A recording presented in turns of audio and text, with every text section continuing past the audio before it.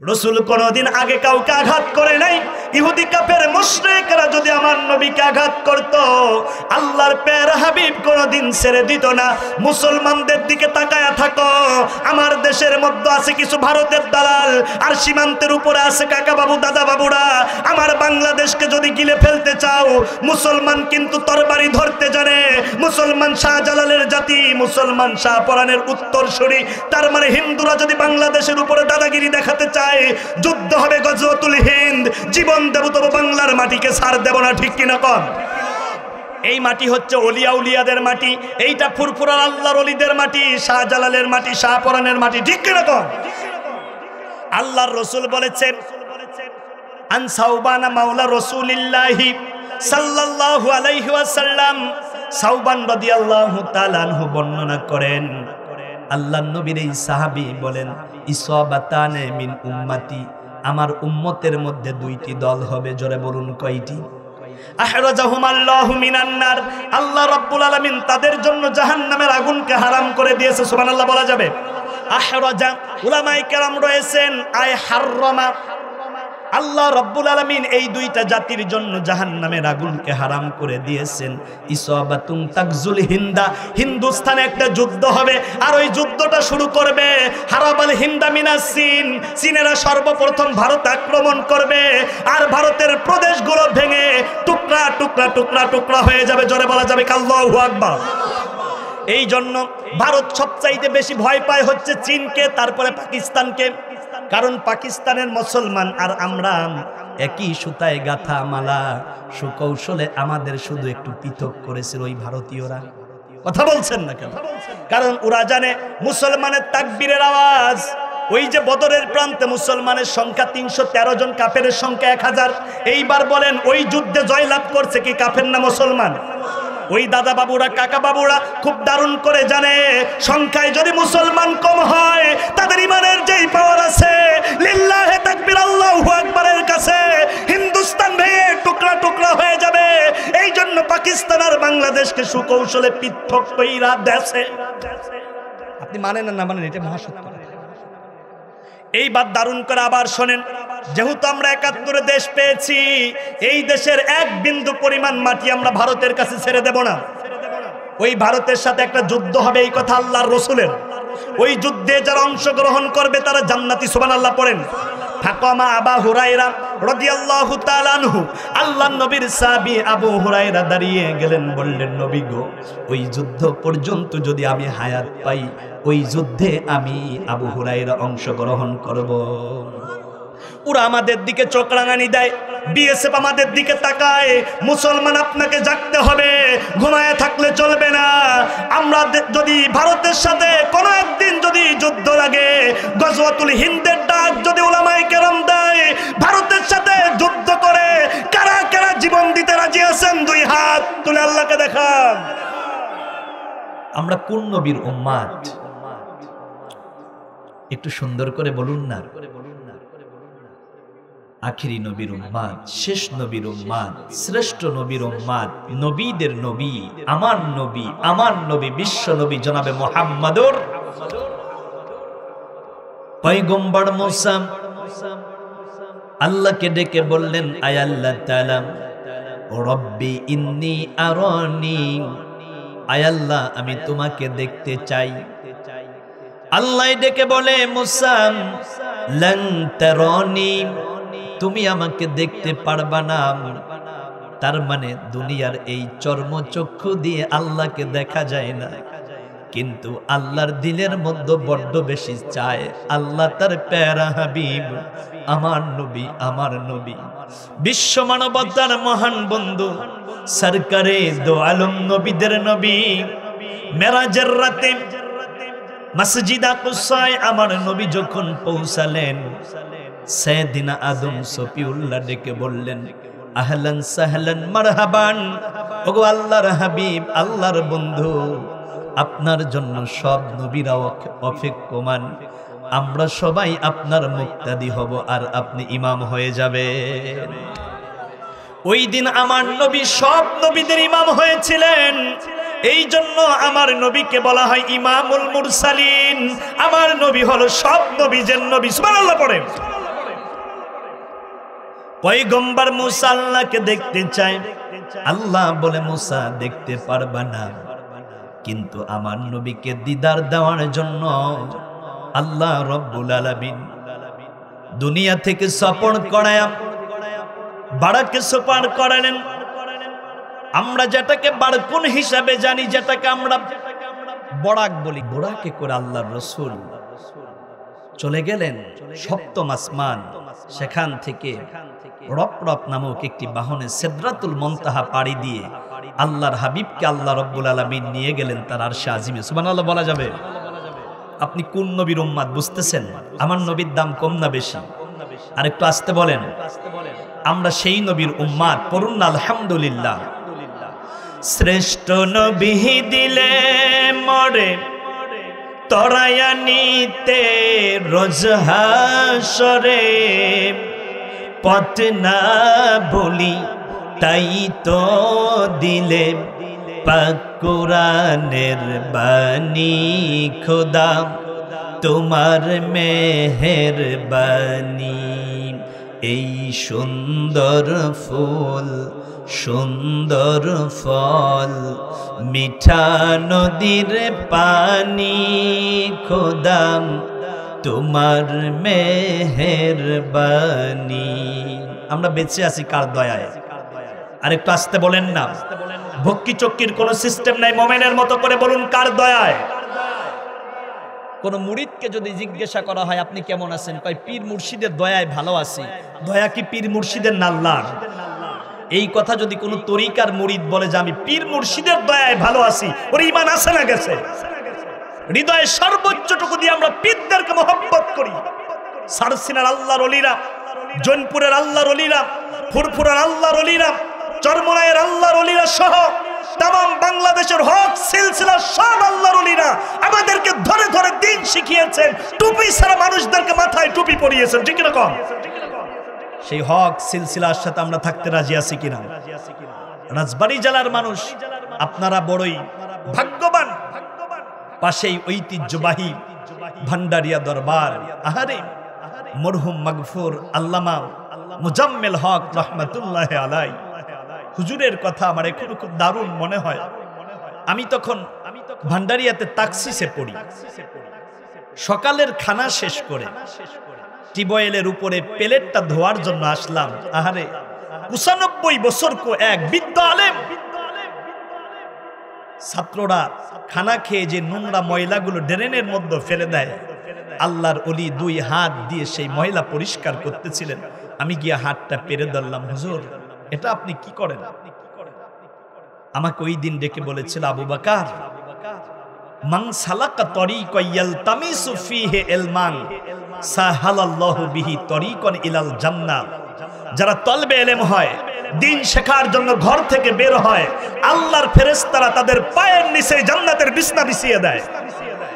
এই ভান্ডারিয়ার জমিনে তোমরা হাজার হাজার ছাত্র আল্লাহর কোরআন শেখার জন্য, দিন বোঝার জন্য, নবীর হাদিস শেখার জন্য যখন তোমরা হাঁটো, আমি তো দেখি ভান্ডারিয়ার জমিন দিয়ে জান্নাতের পাখিগুলো উড়ে বেড়ায়। মাদ্রাসার ছাত্রদেরকে সে জান্নাতের পাখির সাথে তুলনা করেছে। সুবহানাল্লাহ পড়েন। আমি বললাম, দাদা হুজুর, আমাদের মতো এত ছাত্র থাকতে আপনি কেন ময়লা পরিষ্কার করেন? আল্লাহর ওলি চোখের পানি ছেড়ে দিয়েছে, আমাকে জড়ায়া ধরেছে। কয় কিয়ামতের ময়দানে আল্লাহ যদি আমি মুজাম্মেল হককে ডেকে বলে কি আমল আছে, ওই দিন বলবো আল্লাহ তোমার দিন শেখা ছাত্রদের ঝুটা পানি, এঁঠো পানিতে নোংরা ড্রেন গুলো পরিষ্কার করেছি। তারা যেই মাদ্রাসা দিয়ে হাঁটতো, মাদ্রাসার মাঠটা আমি ঝাড়ু দিয়েছি। এই ওসিলায় আল্লাহ যদি আমাকে মাফ করে দেয়, এটাই আমার জীবনের সবচাইতে বড় প্রাপ্তি। সুবহানাল্লাহ বলবেন না? কত বড় আল্লাহর কলি।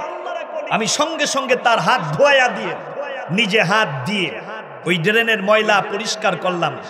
আমাকে শেষ বেলায় বলল, আবু বকর তুমি একটু হা করো, কথা শুনতেছেন? যেহেতু আল্লাহর ওলিদের শানের আজকের মাহফিল, সিলসিলায়ে ফুরফুরার মাহফিল, সিলসিলায়ে ভান্ডারিয়ার মাহফিল, সিলসিলায়ে ফুরফুরা শরীফ, ভান্ডারিয়া দরবার শরীফ। আল্লাহ তুমি কবুল করো, জোরে বলুন আমিন। যেহেতু সেই সিলসিলার আদলে আজকের মাহফিল, এজন্য আমি কথাটি বলতেছি। ওই দিন আমি হা করার পর আল্লাহর ওলি তার জবান মোবারক দিয়ে আমার মুখের মধ্যে একটা থুতু দিয়েছিল, একটা ফু দিয়েছিল। পান খেত, আমার মনে পড়ে এখনো। পান খাওয়ার পরে যে সাবা জাতীয় একটা যেটা থাকে, আমি তো পান খাই না, এজন্য ভালো বুঝি না, একটা অংশ আমার মুখের মধ্যে লেগেছিল। আমার কাছে মনে হচ্ছিল যে আমার মুখ দিয়ে একটি জান্নাতের সুঘ্রাণ বের হচ্ছে। আপনারা ভান্ডারিয়া হুজুরকে চেনেন নাই? ভান্ডারিয়া হুজুরকে বোঝেন নাই? তাকসিস একদিন উনি ক্লাস নিচ্ছেন, সবক দিচ্ছেন, হঠাৎ করে বিদ্যুৎ চলে গেল মসজিদে। ভান্ডারিয়া দরবার শরীফের যে মসজিদ, বিদ্যুৎ চলে গেল। আহারে, আল্লাহর ওলি তো টকটকে সাদা মানুষ ছিলেন। বিদ্যুৎ চলে যাওয়ার পরে শাহাদত আঙ্গুলিটা উঁচু করেছে। আমার কাছে মনে হচ্ছিল তার শাহাদত আঙ্গুলের যে নখ, এই নখের মধ্য থেকে নূর বের হয়ে পুরা মসজিদটা মুনাওয়ার হয়ে যাচ্ছে। আমি ভান্ডারিয়ার দালালি করছি না, বরং যথার্থ কথাগুলো আপনাদের সামনে একটু উপস্থাপনই দিলাম। হক দরবার যেখানে আছে, হক সিলসিলা যেখানে আছে, সেই হক দরবার এবং সিলসিলার সাথে কারা কারা থাকতে রাজি? দুই হাত তুলে আল্লাহকে দেখান। লিল্লাহি তাকবীর। আমি আমার মূল আলোচনার দিকে চলে যাচ্ছি প্রিয় ভাইয়েরা, প্রিয় বন্ধুগণ। আর এদিকে ওদিকে কথা নয়, সরাসরি আল্লাহর কোরআনের কাছে চলে যাব। কারণ মান ক্বালা বিহি সাদাকা, যারা আল্লাহর কোরআন দিয়ে কথা বলে তারা মহা সত্য কথা বলে। সুবহানাল্লাহ। আরেকটা কথা বলি আমি মাঝে, ভান্ডারিয়ার বর্তমান যে পীর সাহেব হুজুর, আপনারা চিনেন? মাওলানা আবুল এরশাদ সিরাজুম মুনির হাফেজাহুল্লাহ। গত 18 তারিখ, জানুয়ারির 18 তারিখ ভান্ডারিয়াতে আমাদের প্রাক্তন ছাত্র সম্মেলন ছিল। ভান্ডারিয়া মাদ্রাসা শুরু থেকে এই 2025 সাল পর্যন্ত যারা ছাত্র, হাজারো ছাত্রদের একটি মিলন মেলা হয়েছিল। ঐতিহ্যবাহী দারুন নাজাত সিদ্দিকিয়া কামিল মাদ্রাসার হেড মুফাসসির এবং দারুন নাজাত মাদ্রাসার মসজিদের খতিব, তিনি বলেছিলেন যে ওই দারুন নাজাত সিদ্দিকিয়া কামিল মাদ্রাসার প্রিন্সিপাল হুজুর, তিনি এই কথা বলেন, বর্তমান আমার চোখে দেখা ভান্ডারিয়া দরবারের বর্তমান পীর, তিনি মুস্তাজাবুদ দাওয়া, যিনি আল্লাহর কাছে দোয়া করলে সেই আল্লাহর কাছে আল্লাহ ওলির দোয়া কবুল হয়ে যায়। সুবহানাল্লাহ। সেই সিলসিলার একটি মাহফিল আমরা পেয়েছি। খুশি না বেজার? করুন না আলহামদুলিল্লাহ। না হয় নাই, জোরে বলুন না আলহামদুলিল্লাহ। আমি প্রশ্নটি আবার করে কথার দিকে যাচ্ছে। আমরা কোন নবীর উম্মত? আখিরি নবী। আমাদের নবীর নাম কি? সবাই বলুন না কি? মুহাম্মাদুর রাসূলুল্লাহ সাল্লাল্লাহু আলাইহি ওয়াসাল্লাম। সেই নবীকে জানা বুঝা আমাদের জন্য ইবাদত। সুবহানাল্লাহ পড়েন। আল্লাহ রাব্বুল আলামিন বললেন, সূরার নাম সূরা আহজাব 21 নম্বর আয়াত, লাকাদ কানা লাকুম ফি রাসূলিল্লাহি উসওয়াতুন হাসানাহ। দুনিয়ার মানুষেরা শোনো, তোমাদের জন্য রোল মডেল, তোমাদের জন্য আদর্শ, তোমাদের জন্য অনুকরণীয় আমার প্যারা হাবিব, আমার নবী, বিশ্ব নবী জনাবে মুহাম্মদুর রাসূলুল্লাহ সাল্লাল্লাহু। তাহলে আমাদের নেতাকে মুহাম্মাদুর, তাহলে একটা স্লোগান দেন, আমার নেতা তোমার নেতা। এই কি আশেকে রাসূলদের আওয়াজ? আমার নেতা তোমার নেতা।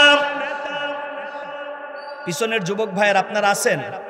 যুবকের একটা তাকবীর দেবা, লিল্লাহে তাকবীর। এই তো মাশাআল্লাহ, বোঝা যাচ্ছে যে এখানে কিছু আশেকে রাসূলেরা আছে। আচ্ছা, এইবার আমাকে বলেন, আমাদের নবী কি শুধু মুসলমানদের নবী না সবার নবী? এই কথা কি আপনাদের বক্তা বললে ভালো হয় না আল্লাহ বললে ভালো হয়? কারণ আমরা তো ওই কথা নেব, ওমান আসদাকু মিনাল্লাহি কিলা, যে আল্লাহর কোরআন দিয়ে কথা বলে সে মহা সত্য কথা বলে। সুবহানাল্লাহ পড়েন। কে কি করলো, কি বুজুর্গের কি কথা, কার কি বক্তব্য, এগুলো জাতি আর শুনতে চায় না। জাতি এখন আল্লাহর কোরআনের দিকে দৌড়ায়, ঠিক কিনা কোন? কারণ আল্লাহর কোরআন হেদায়েতের রাস্তা। সুবহানাল্লাহ বলা যাবে? ওয়াহদাহু ইলা সিরাতিম মুস্তাকিম। যারা আল্লাহর কোরআনের কাছে আসে, আল্লাহ রাব্বুল আলামিন তাদের হেদায়েতের রাস্তা দেখিয়ে দেয়। তাহলে হেদায়েতের দোকানের নাম কোরআন। হেদায়েতের দোকানের নাম কি? কোরআন। মানিত্তাবা আল হুদা বিগাইরিল কোরআন, আদাল্লাহুল্লাহ, যারা কোরআন বাদ দিয়ে হেদায়েত তালাশ করে আল্লাহ নিজে দায়িত্ব নিয়ে তাদের গুমরা বানিয়ে দেয়। নাউজুবিল্লাহ বলবেন না? তাহলে হেদায়েত নেওয়ার জন্য আসতে হবে আল্লাহর কোরআনের কাছে। কোন জায়গায়? মাওলানা আব্দুল ওদুদ ভাই বড্ডাঢ্য সওয়াবপূর্ণ রহমত দিয়ে ঘেরা এক অনন্য আয়োজন করেছে। এই জায়গাটি জান্নাতের বাগান। সুবহানাল্লাহ পড়েন। আল্লাহর নবী বললেন, মাজালিসুল ইলম মাজালিসুল্লাহ ওয়া রাউদাতুম মিন রিয়াদিল জান্নাহ। যেখানে আল্লাহর কোরআনের কথা হয়, আমি নবীজির হাদিস মোবারকের আলোচনা করা হয়, ওই জায়গাটা জান্নাতের বাগান। এইবার বলেন আমার বন্ধু, আমার ভাই, পর্দার অন্তরালের মা বোনেরাম, ওই জান্নাতের মধ্যে যারা প্রবেশ করে তারা তো জান্নাতি। তারা কি? তাহলে এই মুহূর্তে আমরা কি? জান্নাতি। সুবহানাল্লাহ বলা যাবে? আল্লাহর হাবিব বলেন, দুনিয়ার মানুষেরা তোমরা শোনো, আইয়াতাআল্লামা খায়রান আও ইয়ালামাহু কানা লাহু কাআজরিন হাজ্জিন উমরাতান তাম্মাতাম। আল্লাহর নবী বললেন, যারা দিন শেখার জন্য, ইসলাম বোঝার জন্য আরামের ঘুমকে হারাম করে দিয়ে, ব্যস্ততা বাদ দিয়ে আল্লাহর কোরআনের কাছে চলে আসে, দিন শেখার জন্য অনুগত বান্দার মতো বসে যায়, আল্লাহ রাব্বুল আলামিন যাবার বেলায় তাদের আমল নামায় একটা কবুল হজ এবং কবুল উমরার সওয়াব দিয়ে দেয়। যাওয়ার সময় আল্লাহ আপনাদেরকে খালি ফেরাবেন না, আল্লাহর রহমতের চাদরে জড়ায়া আমাকে আপনাকে বেগুনা মাসুম করেই আল্লাহ ঘরে ফিরাইয়া নেবে। দয়াকার আল্লাহর। আমরা আসছি কোরআন শোনার জন্য। কি শোনার জন্য? ওই কোরআন শেখাটা আল্লাহ ফরজ করে দিয়েছেন। সুবহানাল্লাহ বলা যাবে? সূরার নাম সূরা কসস। খুব দারুণ করে আমার কথাগুলো লিখে নেন। ৭৩ নম্বর আয়াত। আল্লাহ রাব্বুল আলামিন বললেন, ইন্নাল্লাযী ফারাদা আলাইকাল কুরআন, আমি আল্লাহ তোমাদেরকে কোরআন শেখাটা ফরজ করেছি। এইবার বলেন দেখি, বলেন নাও নবীবাসী, আল্লাহর কোরআন নাজিল হয়েছে যেই মাসে, সেই মাসটার নাম কি? সবাই বলেন না? রমজান মাস। আল্লাহ রাব্বুল আলামিন বললেন, ইন্না ইদ্দাতাশ শুহুরি ইনদাল্লাহি 12 শাহরান কিতাবাল্লাহ ইয়াওমা খালাকাস সামাওয়াতি ওয়াল আরদ। যেদিন আসমান জমিন আমি আল্লাহ সৃষ্টি করেছি, ওই দিন থেকেই মাস হলো 12টা। কয়টা? তার মানে আল্লাহ যেদিন আসমান জমিন সৃষ্টি করেছেন, ওই দিন থেকেই 12টা মাস। ওই 12 মাসের মধ্যে তখনও কিন্তু রমজান ছিল। কোরআন নাজিলের আগে রমজানের এত বেশি দাম বাড়ে নাই, কিন্তু যখনই রমজান মাসে কোরআন নাজিল হয়েছে, তখন রমজানুল মুবারকের দাম কম না বেশি? আপনি আব্দুর রহিম, আপনি জালালউদ্দিন, আপনি সুজন মিয়া, সকিনা খাতুন, জাহেদা বিবি কিংবা রহিমা খাতুন আল্লাহর কোরআন পড়তে পারেন না। যেদিন থেকে আল্লাহর কোরআনের তিলাওয়াত শিখে যাবেন, কোরআন পড়তে পারবেন, ওই দিন আল্লাহর কাছে আপনার ডিমান্ড, আপনার দাম কোটি কোটি গুণ বেশি বেড়ে যায়। আপনি আল্লাহর কোরআন পড়তে পারেন না, আল্লাহর কোরআনটা বের করুন, কান খাড়া করে মনোযোগ দিয়ে আমার কথাগুলো শোনো না উডুবিবাসী, আমানত রেখে যাচ্ছি। আপনি আল্লাহর কোরআন পড়তে পারেন না, গভীর রজনীতে নীরবে নিবৃতে আল্লাহর কোরআনটা বের করে চোখের পানি ছেড়ে দেন। মনি বেটা, তোমার কথা, তোমার কালাম, আল্লাহর কোরআনের অক্ষরগুলো কালো, বাইতুল্লাহর গিলাফটাও কালো। আপনি আল্লাহর কোরআন তিলাওয়াত করতে পারেন না, ওযু করে কোরআনের উপরে হাত দিয়ে বারে বারে বোলাতে থাকুন, আল্লাহ এইটা তোমার কালাম, তোমার কথা। আল্লাহ তোমার কথার চাইতে পৃথিবীতে এত দামি কথা আর নাই। দেখবেন আল্লাহর কোরআনকে মহব্বত করার কারণে আপনার অন্তরের মধ্যে একটা শান্তি লাগে, অন্তরটা প্রশান্ত হয়ে যায়, উৎফুল্ল হয়ে যায়। তার মানে কোরআনকে ভালোবাসার কারণে আল্লাহ রব্বুল আলামিন আপনার উপরে তার রহমত নাজিল করে দেয়। ولو أنما أهل القرى آمنوا واتقوا لفتحنا عليهم بركات من السماء والأرض। যারা ভীত সন্ত্রস্ত হয়ে আল্লাহর কোরআনের কাছে নিজেকে সপর্দ করে দেয়, আল্লাহ রব্বুল আলামিন তাদের জন্য আসমান জমিনের সব রহমতের দরজাগুলোকে খুলে দেয়। এইবার বলেন আপনারা কার ভয় আজকে তাফসীর মাহফিলে বসে গিয়েছেন? আরেকটু আসতে বলেন কার মহব্বতে? আল্লাহ রাব্বুল আলামিন সেই কথাই বলল, বান্দারে আমার কোরআনের মায়ায় তুমি বসে যাও, কোরআনের মহব্বতে বসে যাও। আমি আল্লাহ তোরে খালি ফিরাইব না, তোরে তো বেগুনা মাসুম করবই করব। তোর পরিবারের উপরে, বাড়ির উপরে আমার রহমতের দরজাগুলোকে খুলে দেব। এই জন্য এখনো যারা রাস্তাঘাটে দোকানপাটে, সূরার নাম সূরা যুকরুফ 36 নম্বর আয়াত, আল্লাহ রাব্বুল আলামিন বললেন ওদের ধরছে শয়তানে। ধরছে কিসে? এটা হুজুরে বললে ভালো হয় না আল্লাহ বললে ভালো হয়? ওয়ামাই ইয়াশু আন যিকরির রাহমানি নুকাইয়্যিদ লাহু শাইতানান ফাহুয়া লাহু করিন। আল্লাহু আকবার। আল্লাহ রাব্বুল আলামিন বললেন একদিকে কোরআনের আলোচনা হবে, আলেমদের জবান থেকে আল্লাহর কোরআনের বাণী নান্দনিকভাবে উপস্থাপনী দেওয়া হয়। সেই কোরআনের মাহফিল বাদ দিয়ে যারা মেলার মাঠ কিংবা দোকানপাট, রাস্তাঘাটে বন্ধু বান্ধব নিয়ে ঘরে, আল্লাহ রাব্বুল আলামিন বললেন তাদের ধরছে শয়তানে। কি কথা বোঝেন নাই? ধরছে কিসে? আরো জোরে। এখনো যারা রাস্তায়, দোকানপাটে কিংবা মেলার মাঠ দিয়ে ঘরে, আল্লাহ রাব্বুল আলামিন জানায়া দিলেন শুধু শয়তানই ধরে নাই, ফাহুয়া লাহু করিন। শয়তান ওদের বন্ধু হয়, শয়তান ওদের দোস্ত হয়। পিছন থেকে খুসায় আর বলে তাফসীর মাহফিলে যাওয়ার দরকার নাই। এইবার বলেন যারা তাফসীর বাদ দিয়ে রাস্তায় আছে, ওরা কি আল্লাহর বন্ধু না মিস্টার শয়তানের বন্ধু? যুবক ভাই, আপনি যদি শয়তানের বন্ধু না হতে চান, আল্লাহর বন্ধু হতে চান, আল্লাহু ওয়ালিয়্যুল্লাযীনা আমানু, ঈমানদারদের বন্ধু হলো আল্লাহ। ঈমানদারদের বন্ধুকে আল্লাহ। আর দ্বিতীয় বন্ধু হলো জনাবে মুহাম্মাদুর রাসূলুল্লাহ। সেই রাসূলের জীবনী থেকে কথা বলতেছিলাম। আল্লাহ নবীজি শুধু মুসলমানদের নবী না, সবার নবী। আমার কথা কি আপনারা বুঝতেছেন নাকি খুব রাগ করতেছেন? আমাদের নবী কি মুসলমানদের নবী না সবার নবী? আল্লাহ রাব্বুল আলামিন সেই কথা বললেন, ওয়া আরসালনাকা লিন-নাসি রাসূলাম ওয়া কাফা বিল্লাহি শাহীদা। আল্লাহু আকবার। সূরার নাম সূরা নিসা 79 79 নম্বর আয়াত। আল্লাহ রাব্বুল আলামিন জানায়া দিলেন দুনিয়ার মানুষেরা শোনো, আমি আমার হাবিবকে, আমি আমার বন্ধুকে তামাম পৃথিবীর সমগ্র মানুষের জন্য নবী বানিয়েছি। সুবহানাল্লাহ কি বলা যাবে?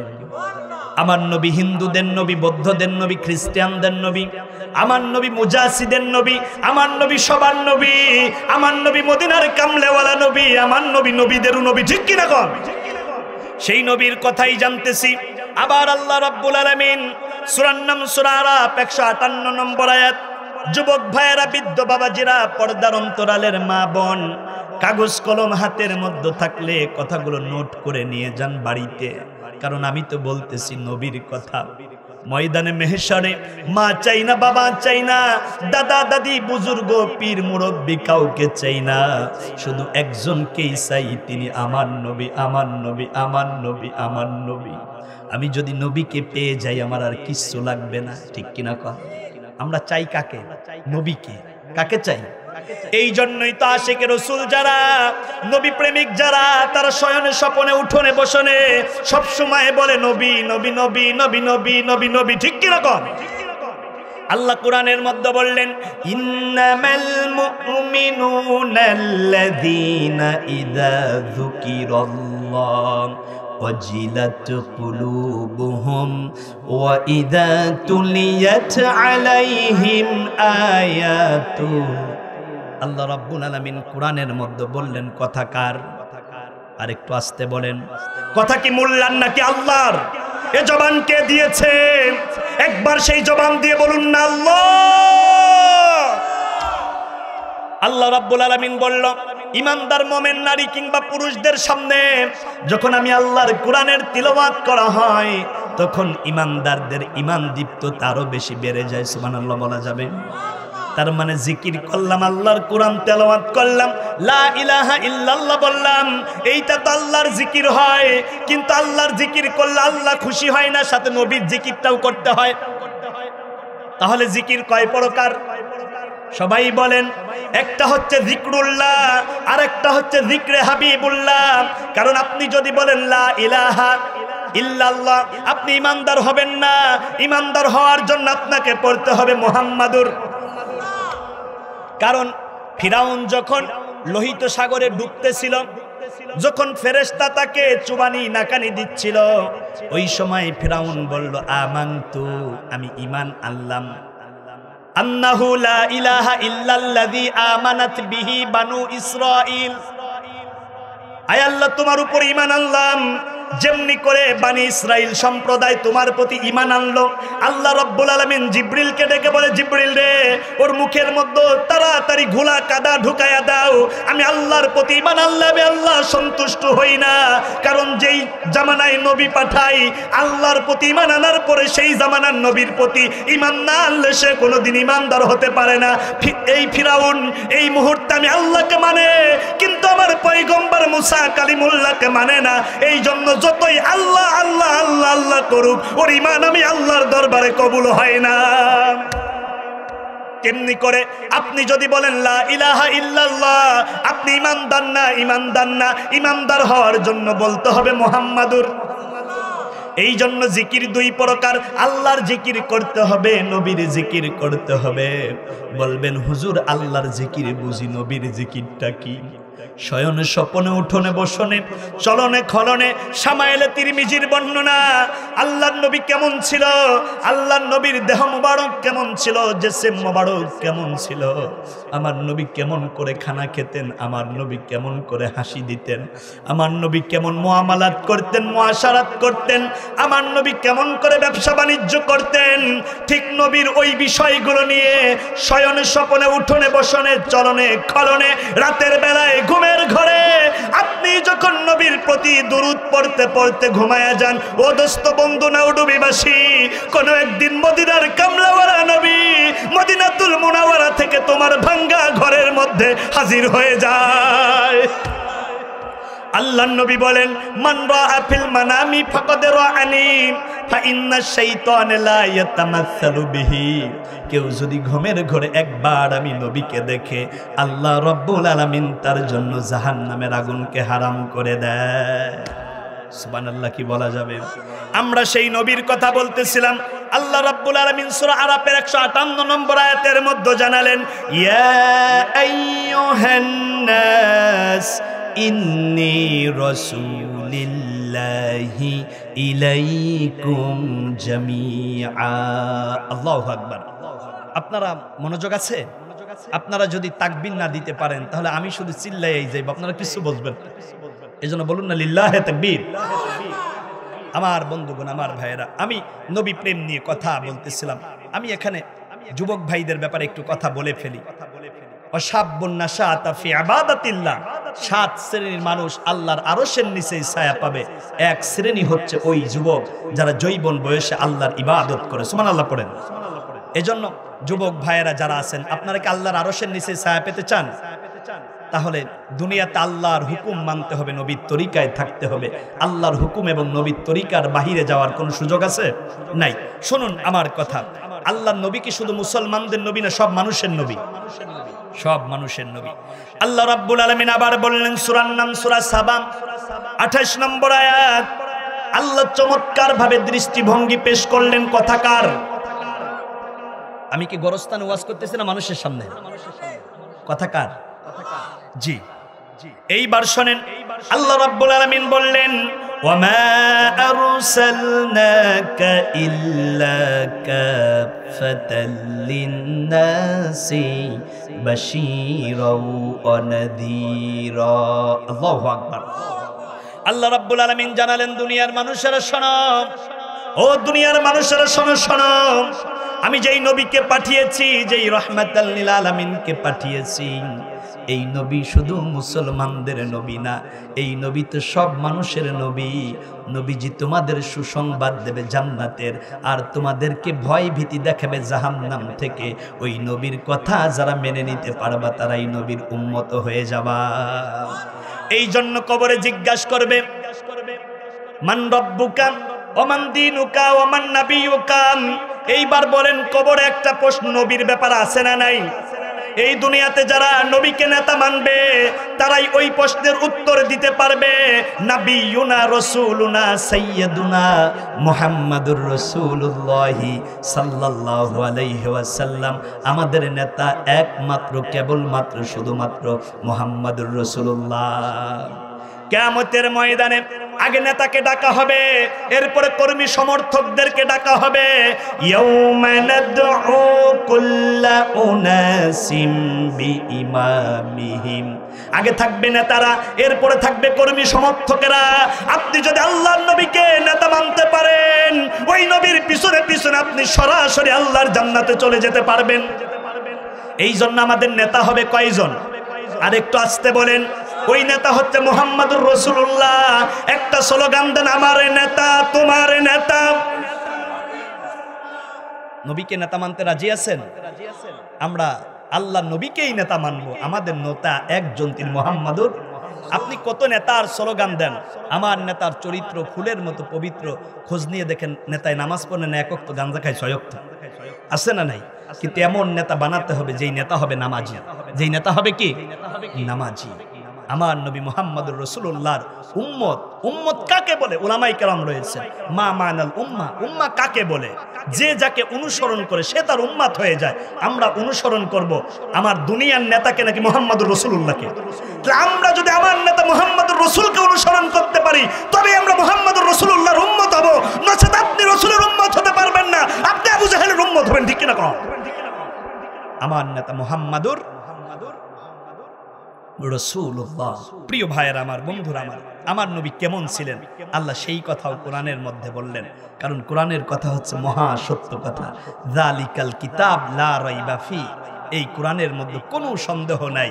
এই কোরআনের মধ্যে কলম ধরানোর দুঃসাহস কেউ দেখাতে পারবে? কেউ পারবে না। কোরআনের চাইতে তো দামি কিতাব আর পৃথিবীর মধ্যে আছে? এই জন্য দেখবেন যে যারা শরীয়ত মারেফাতের পালা গান গায়, ওরা বলে কোরআন তো 90 পারা, 30 পারা জাহেরি তোমাগো কাছে আছে, বাকি 60 পারার খবর কি? এরকম ভণ্ড আছে না নাই? শোনো দরবারি ভাই, হজ করিতে মরা মাঝ ভান্ডারে যাই। নাউজুবিল্লাহ বলবেন না। হজ কি মাইজ ভান্ডার হয় না মক্কা শরীফে হয়? এবার পিসাব কোন এক দরবার আইয়া বইছে, ওই জায়গাকে চিহ্নিত করে মুরিদেরা ওই জায়গায় মক্কা শরীফের মধ্যে 7 পাক দেয়। আচ্ছা বলেন, আল্লাহর ঘর বাইতুল্লাহ ছাড়া কোন জায়গায় যদি আপনি 7 পাক দেন, আপনার ঈমান থাকে না গেছে? আস্তাগফিরুল্লাহ। শিরক। ইন্নাল্লাহা লা ইয়াগফিরু আন ইউশরাকা বিহি ওয়া ইয়াগফিরু মা দুনা যালিকা লিমান ইয়াশা। যারা শিরক করবে, শিরকের গুনাহ আল্লাহ তওবা ছাড়া মাফ করবেন না। এই জন্য শিরক মুক্ত, বিদাত মুক্ত একটি জিন্দেগি গঠন করতে চাই। ঠিক কিনা পান? আবার শরীয়ত মারেফাতে কি গান গায়? পঞ্চরসে রাখাল বেশে ফুটলো ফুল, ফুটলো ফুল গরুরি ঘরে, তারে দেখতে কয়জন পারে, তারে ধরতে কয়জন পারে। গুরুরে ভাই মরার ঘাটে মরা ভাসে, মরাই মরা খায়, মরা মানুষের পেটে কেন জেতা সন্তান হয়? গুরুজি কও সত্য করি, কও সত্য সৌ তত্ত্ব, সত্য করি সার। গুরুজি কও সত্য করি। কি গান! পঞ্চরসে রাখাল বেশে। পঞ্চরস মানে 5টি জিনিস মিশ্রিত করে একটা হালুয়া বানানো। বাবাসায়ের প্রসাব, পায়খানা, বীর্য, নাকের ময়লা, গালের ময়লা, এইগুলো দিয়ে নাকি কি এক হালুয়া বানায়। এই পঞ্চরস খাইলে মারেফাতের ভণ্ডরা নাকি কামালিয়াত হাসিল করে। আমি তো কামালিয়াত দেখি না, সবগুলো জাহান্নামে আস্ত করে নিক্ষিপ্ত হয়। ঠিক এরকম আপনাকে ঠিকের যেই ঠেলা মনে হয় যে এই ভণ্ড আপনাকে এলাকায় আছে। আছে? ভণ্ড নাই। আল্লাহু আকবার। আল্লাহ তুমি এই এলাকাকে মঞ্জুর করো, বলুন আমিন। একটি চমৎকার জনপদ পেয়েছি, যেই জনপদ শিরক এবং বিদাত মুক্ত। আমরা হক সিলসিলা, হক দরবারের সাথেই থাকতে চাই। ঠিক না? বিভিন্ন জায়গাতে এরকম ভণ্ড আছে না নাই? ভণ্ডরা যদি আপনাদের এই নাউডুবি এলাকায় কোনোভাবে আখড়া করার জন্য ওত পেতে থাকে, ঝাঁটা করে সমাজ থেকে ভণ্ডদেরকে বিদায় করতে হবে, ঠিক না কও? এইবার শোনেন নবী কেমন নবী। আল্লাহ রাব্বুল আলামিন সেই কথা বললেন, ইল্লা রাহমাতাম মির রাব্বিক, আমার নবী এমন নবী, আমি আল্লাহর পক্ষ থেকে আমার পেয়ারা নবী হলেন রহমত। আমার নবী কি রহমত। ওয়াকাফা বিল্লাহি শাহিদা, আল্লাহ রাব্বুল আলামিন বললেন আমার নবী যে রহমত, এইটার সাক্ষ্য আমি আল্লাহ রাব্বুল আলামিন নিজেই দিয়ে দিয়েছি। ইন্না ফাদলাহু কানা আলাইকা কাবীরা, আর আমি আল্লাহ রাব্বুল আলামিন আমার হাবিব আমার বন্ধু মুহাম্মাদের ইজ্জত শান আজমতকে সমুন্নত করেছি। জোরে বলা যাবে কি মারহাবা? এইবার বলেন আল্লাহর নবীজির সম্মান ইজ্জত আজমতকে সমুন্নত করেছেন কে? আরেকটু আসতে বলেন, সে আল্লাহ কোথায় আছে? আর সে আদিমে আর রহমানি আলাল আরশি ইস্তাওয়াম, আল্লাহ রাব্বুল আলামিন যেই জায়গায় থাকে, কারো সম্মান ইজ্জতকে আল্লাহ যদি বুলন্দ করে, আল্লাহ রাব্বুল আলামিন তার সম্মান ইজ্জতকে আল্লাহর আরশ আজিম পর্যন্ত নিয়ে যায়। আমার হাবিব আমার নবী বিশ্ব নবী জনাবে মুহাম্মদুর রাসূলুল্লাহর সম্মান ইজ্জত আজমতকে আল্লাহ রাব্বুল আলামিন বুলন্দ করেছেন তার আরশ আজিম পর্যন্ত। সুবহানাল্লাহ বলা যাবে না? হয় না? একটু জোরে বলেন না সুবহানাল্লাহ। কেউ যদি একবার সুবহানাল্লাহ বলে, জমিন থেকে নিয়ে আসমান পর্যন্ত যত খালি জায়গা আছে আল্লাহ রাব্বুল আলামিন ওই খালি জায়গা নেক দিয়ে ভরপুর করে দেয়। একজন সুবহানাল্লাহ বলতে পারে না, কিন্তু বলে সুবহানাল্লাহ। শব্দটি হবে কি? সুবহানাল্লাহ। অনেকেই আমরা এই কথা বলে ফেলি, ভাই আপনি কেমন আছেন? কই ইনশাআল্লাহ ভালো আছি। আচ্ছা এই জায়গায় কি ইনশাআল্লাহ চলতো? বলতে হবে কি আলহামদুলিল্লাহ আমি ভালো আছি। আমাকে ভালো রেখেছেন কে? ভালো রাখার মালিক কে? পীর মুর্শিদ কাউকে ভালো রাখতে পারে? যদি কেউ এই কথা বলে যে পীর মুর্শিদের দয়ায় ভালো আছি, তার ঈমান আছে না গেছে? তার মানে আমাদের ভালো রাখেন কে? এরকম আপনাদের সমাজে এরকম কেউ আছে না যে পীর মুর্শিদের দয়ায় ভালো আছে? আছে, খোঁজ নিয়ে দেখবেন, আছে আছে কত কত জায়গায় আছে। আমি ডিটেইলস বলতেছি না, শুধু একটু হিংস দিয়ে গেলাম আপনাদেরকে, বুঝবেন কথা। আমানত রেখে যাচ্ছে আল্লাহর কোরআনের কথা। আল্লাহ রাব্বুল আলামিন আবার সূরা আলে ইমরানের 159 নম্বর আয়াতের মধ্যে বললেন, ফাবিমা রাহমাতিম মিনাল্লাহি লিনতা লাহুম ওয়ালাউ কুনতু ফাযযান গলিযাল কলবাইন। আল্লাহু আকবার। আল্লাহ রাব্বুল আলামিন জানালেন, নবীগণ तमाम পৃথিবীর মানুষের জন্য আমি আল্লাহ রাব্বুল আলামিন আপনার অন্তরটাকে প্রশস্ত করে দিয়েছি। আপনার অন্তরটা হলো দয়ার অন্তর। মানুষে বলে আপনি দয়ার সাগর, তার মানে আল্লাহর পেয়ারা হাবিবের অন্তরটাকে আল্লাহ রাব্বুল আলামিন এমন ভাবে সেট করেছেন, আল্লাহর নবীর কলিজার মধ্যে শুধু দয়া দয়া দয়া, মায়া মায়া মায়া। আমার নবীর চাইতে এত দরদি নবী আর কেউ নাই। যেজন কখনো ব্যথা দিতে জানে না, যেজন কেবলি মুছে দেয় বেদনা, হৃদয়ের আহাকার আপন করে নিতে আর কারব এত প্রশস্ত, তার নাম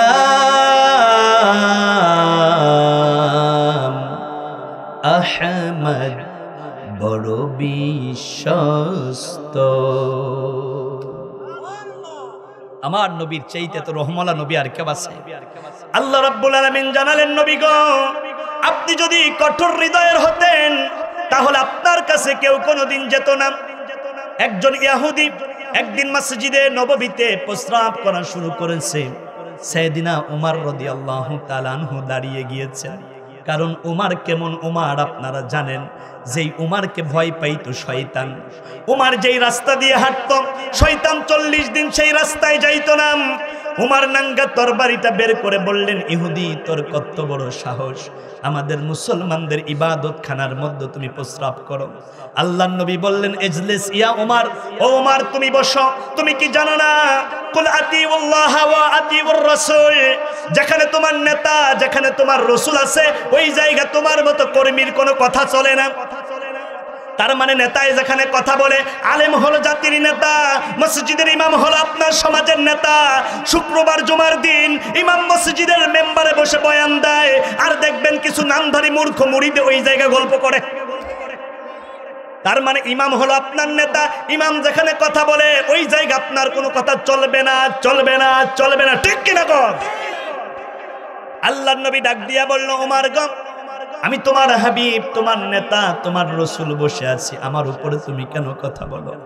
ওমর চোখের পানি ছেড়ে দিয়ে কান্দে আর কয়, নবী গো, এই জায়গায় তো আমরা সেজদা দেই, এইটা আমাদের ইবাদত খানা, এই জায়গাটা সে নাপাক করতেছে। আল্লাহর রসুল ডেকে বলল, উমর রে, সে প্রস্রাব করতেছে, এখন যদি তুমি বাধা দাও, তার প্রস্রাব যদি বন্ধ হয়ে যায়, আর প্রস্রাবটা যদি তুমি আকস্মিকভাবে বন্ধ করে দাও, আর এই যন্ত্রণার কারণে যদি সে দুনিয়ার থেকে বিদায় নেয়, কিংবা তার অন্তরের মধ্যে আঘাত লেগে যায়, তাহলে কিয়ামতের ময়দানে যদি আমাদের বিপক্ষে মামলা দায়ের করে, আল্লাহর সামনে কোন মুখ নিয়ে দাঁড়াবা? আল্লাহর নবী চোখের পানি ছেড়ে দিলেন। ইহুদির প্রস্রাব হয়ে যাওয়ার পরে ইহুদিকে বুকের সাথে জড়াইয়া ধরলেন, কপালের মধ্যে একটা চুমা দিয়ে বললেন, ভাই, আমার উমার বুঝতে পারে নাই তোমাকে একটা ধমক দিয়েছে, আমি নবী মুহাম্মদুর রাসূলুল্লাহ তোমার কাছে ক্ষমা চাই, আমার উমরকে মাফ করে দাও। ইহুদি আল্লাহর নবীজির আদর্শ দেখে ডাক দিয়া কয়, ও নবীর সাহাবীরা শোনো, যেই নবীজির কলিজাটা এত প্রশস্ত, যেই নবী এত উদার, ওই নবীর চাইতে এত দামি মানুষ, এত ভালো মানুষ আর পৃথিবীর মধ্যে কেউ নাই। ও নবী, আপনি যেই হাত দিয়ে আমাকে জড়ায়া ধরেছেন, ওই হাতটা বাড়ায়া দেন, আমি ইহুদি আপনার হাতের উপরে হাত রেখে পড়ে নিতে চাই, লা ইলাহা ইল্লাল্লাহু মুহাম্মাদুর রাসূলুল্লাহ। একটু জোরে বলা যাবে কি সাল্লাল্লাহু? আল্লাহ রাব্বুল আলামিনের প্যারা হাবিবের কাছে কিছু কাফেরেরা এসে বলল, কুরাইশ কাফেরেরা এসে বলল, মুহাম্মদ তুমি নাকি নবী? আল্লাহর রাসূল বলল, হ্যাঁ চাচা, ও আমার বংশের মানুষেরা, আল্লাহ আমাকে নবী করে দুনিয়াতে পাঠিয়েছে। এইবার কাফেররা ডেকে ডেকে বলল, তুমি যদি নবী হয়ে থাকো, তাহলে আল্লাহকে ডেকে বলো, আল্লাহ যেন এই মুহূর্তে এই জায়গায় গজব দেয়। কারণ ইহুদিরা খুব ভালো করে জানে, নবী যে জায়গায় থাকে ওই জায়গায় কোনোদিন গজব নাজিল হয় না। মারহাবা বলা যাবে? ইহুদিরা আল্লাহর নবীকে টেস্ট করে। আল্লাহ রাব্বুল আলামিন জিবরিলকে ডাক দিয়া বললেন, জিবরিল রে, তাড়াতাড়ি করে জানিয়ে দাও, ওমা কানাল্লাহু লিউআযিবাহুম ওয়া আনতা ফীহিম। জিবরিল জানায়া দিলেন, নবী গো, আপনি যেই জায়গা থাকবেন ওই জায়গা আল্লাহ রাব্বুল আলামিন কোশ্চিন কালেও গজব দেবে না, কারণ নবীদের উপরে আল্লাহ রাব্বুল আলামিন কোনোদিন গজব দেয় না। ইহুদি কাফের মুশরিকদের মুখের মধ্যে চুনকালি পড়ে গেল। তারা বুঝে ফেললো যে মুহাম্মাদুর রাসূলুল্লাহ সত্য নবী, কিন্তু বাপদাদার ধর্ম বাদ দিয়ে আল্লাহর নবীর কাছে কালেমা পড়ে মুসলমান হয় নাই। এই জন্য দেখবেন বেদাতি ভণ্ডদের কাছে কিছু মানুষ মুরিদ হয়, ডাক্কা ডাক্কা বলে, আমার দাদাই মুরিদ ছিল, আমার বাবাই মুরিদ ছিল, আমরা কি ওই বাবা দাদার সেই তরিকা ছেড়ে দিয়ে আমরা কি অন্য তরিকায় যাব? এরকম কথা সমাজে আছে না নাই? হ্যাঁ, এটা জানে যে এটা শিরকের একটি জায়গা। পীর সাহেব এসে বসছে, সেখানে ঘোরে, সেখানে কি করে? ঘোরে, সেখানে তাওয়াফ করে, এরপরে আবার টেনের মধ্যে সুমাও মারে। আছে না নাই? না হয় নাই, আছে না নাই? তবে দুর্ভাগ্যবশত যে কোনো কারণে এবছর আর এই ট্রেন যাচ্ছে না। এটা আমি মনে করি যে অন্তত এক বছর রাজবাড়ির মধ্যে একটা শিরকের বড় এক সরাসরি থেকে আল্লাহ এই জাতিকে হেফাজত করেছেন। ঠিক কিনা? না হয় নাই, জোরে বলেন ঠিক কিনা? আপনারা রাগ করলেন আমার কথায়? আমি তো কোরআন হাদিসের পক্ষে, শিরকের বিপক্ষে। আমরা সুন্নাতের পক্ষে, বিদাতের বিপক্ষে। কুল্লু বিদাতিন দালালা ওয়া কুল্লু দালালাতিন ফিন্নার।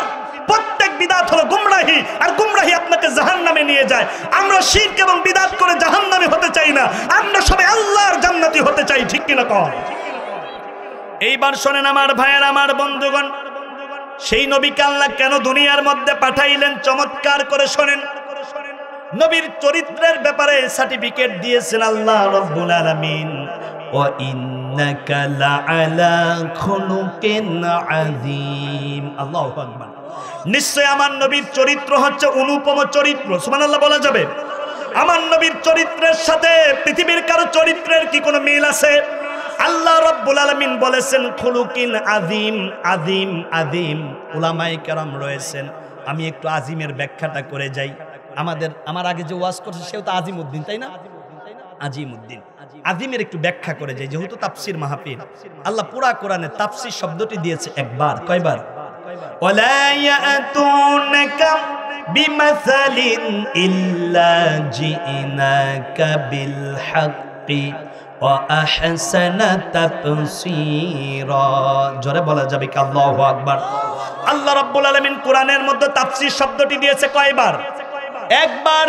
আমি তাফসীরের ব্যাখ্যায় যাচ্ছি না, কিন্তু আল্লাহ কোরআনের মধ্যে তাফসীর কথাটি বলেছেন, ঠিক কিনা কন? এই আজিমের তাফসীর করতেছি, আজিমের ব্যাখ্যা দিয়ে যাচ্ছি।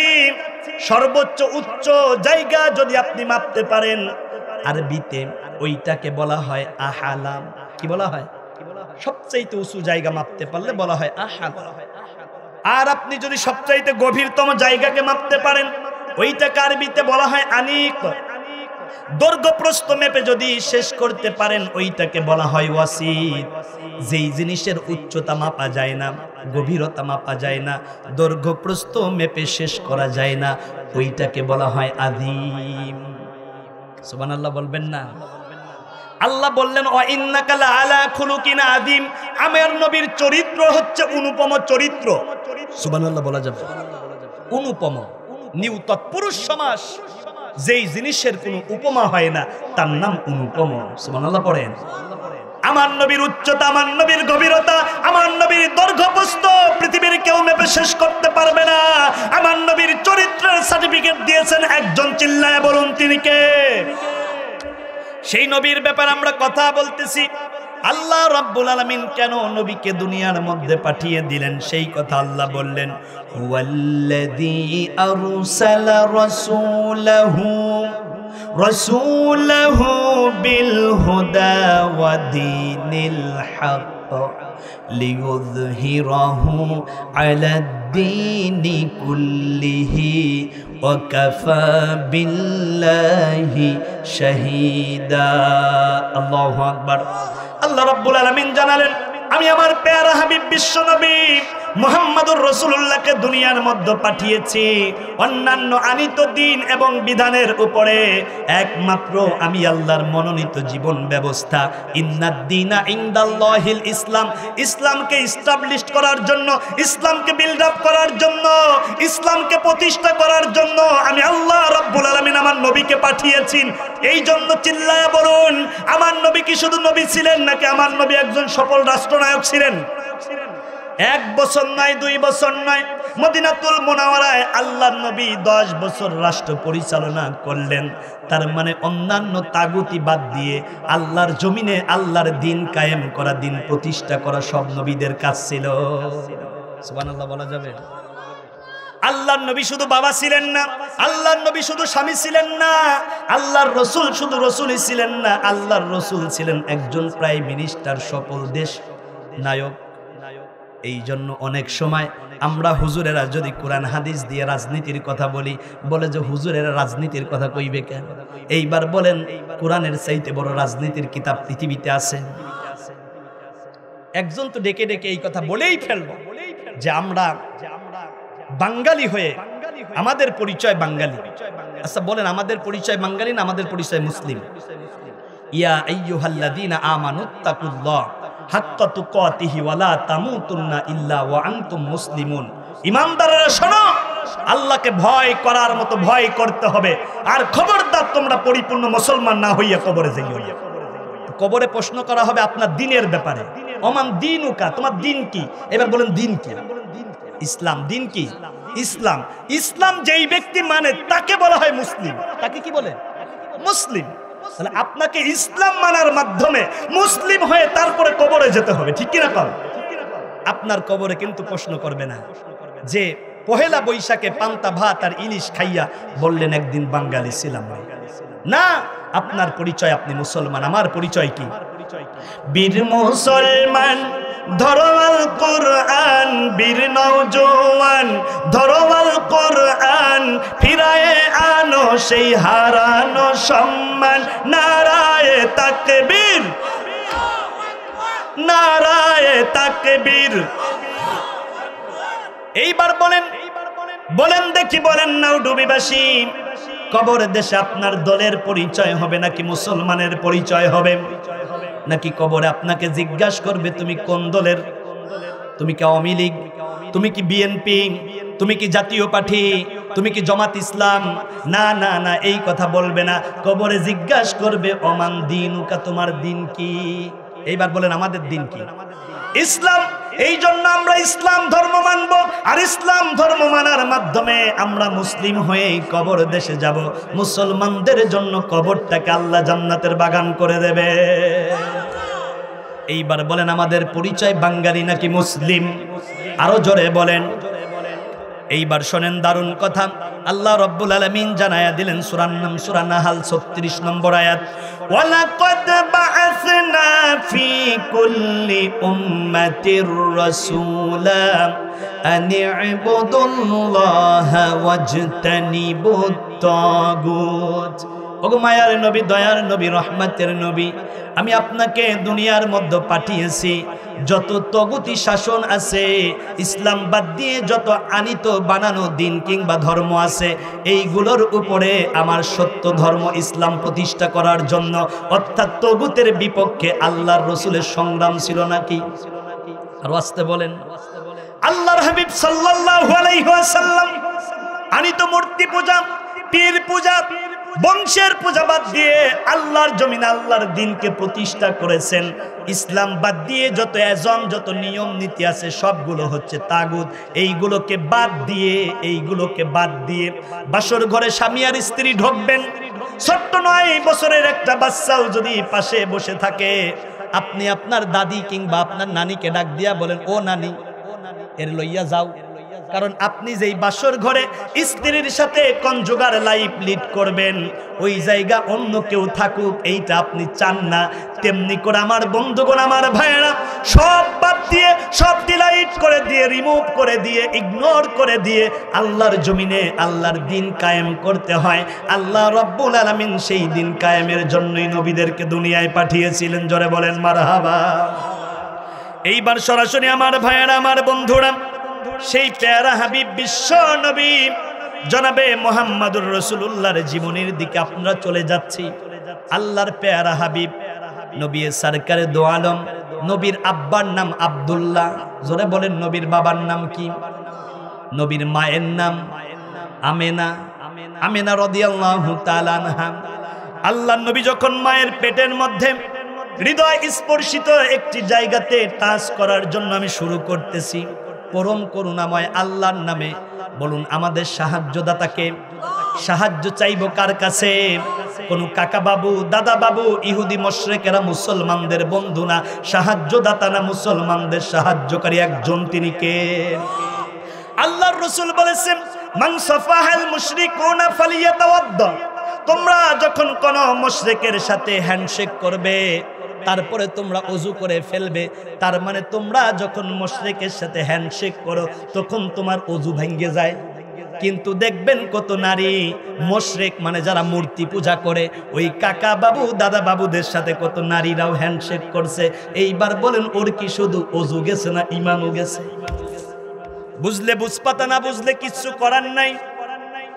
খুব দারুণ ভাবে কথাগুলো বোঝেন। আল্লাহর নবীর আব্বা, নবী মায়ের পেটের মধ্যে 6 মাস, আমেনা রাদিয়াল্লাহু তাআলা আনহাকে ডেকে বলল, আমেনা রে, তোমার গর্ভের যেই সন্তান দুনিয়াতে আসবে, আমি ব্যবসায় চলে যাচ্ছি, তোমার কাছে আমার ব্যবহৃত একটি তরবারি দিয়ে যাচ্ছি। তরবারিটার নাম হলো মাহুর। তরবারির নাম কি? আর একটু জোরে বলেন।